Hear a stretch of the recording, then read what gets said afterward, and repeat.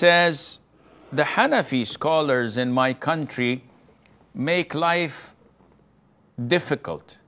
So they say that women should not pray like men.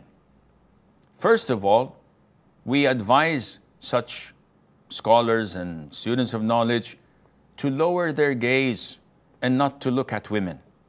How do you know that they're not praying properly? By you're looking at them.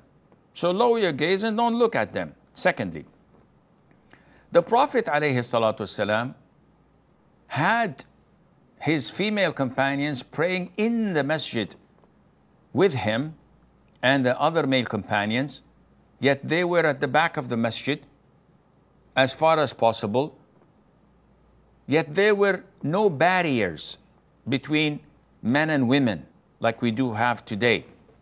This meant that men coming late could easily see women offering prayer, standing in prayer. Never ever the Prophet ﷺ had instructed women to pull their legs together when standing up and not to stand normally like men or like normal people. He never told them to cave in themselves when doing ruku' or sujood, or to sit in a particular way in tashahhud. Rather, he said, pray, and this is for men and women, as you've seen me pray. Therefore, to come and claim, well, the Prophet ﷺ did not teach the women how to pray properly and to conceal themselves, but this doesn't mean that we shouldn't do this. That is a bit outrageous. A Muslim should not have the audacity to come and say and claim that I know more than the Prophet ﷺ or the companions. I'll teach women how to pray, which the Prophet ﷺ fell short from doing. A'udhu billah. Are you accusing the Prophet ﷺ of not knowing? Or are you accusing the Prophet ﷺ with holding information and not delivering to the Muslims? Either one is blasphemous. So I know that they have good intention.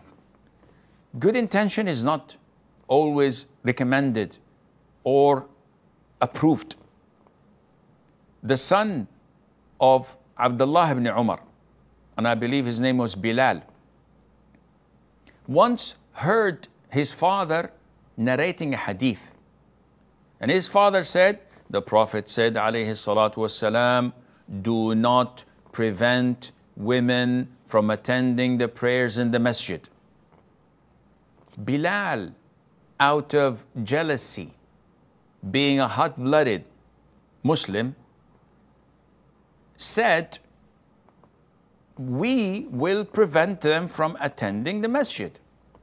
Because he had seen the abuse that some women made when they went to the masjid wearing flirtatious clothes and putting perfumes and defying the other instruction of the Prophet ﷺ. So he said this out of what he thought of as a goodwill gesture to protect women folk, to protect the society, not realizing that he's objecting and defying the instruction of the Prophet ﷺ.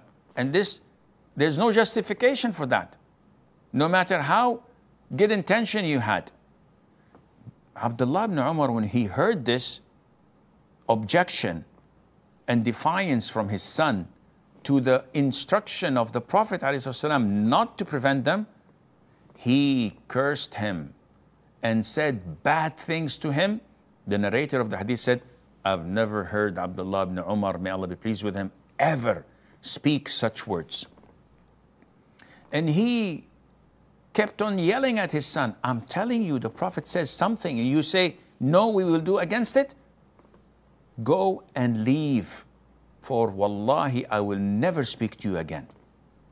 And Abdullah stood at his words and never spoke to his son, despite the numerous times of him coming to seek forgiveness and apologize until Abdullah died, and he would not speak to his son.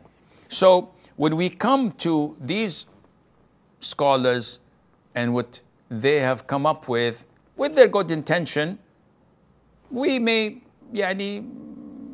say, okay, may Allah reward you, but this is inapplicable in Islam.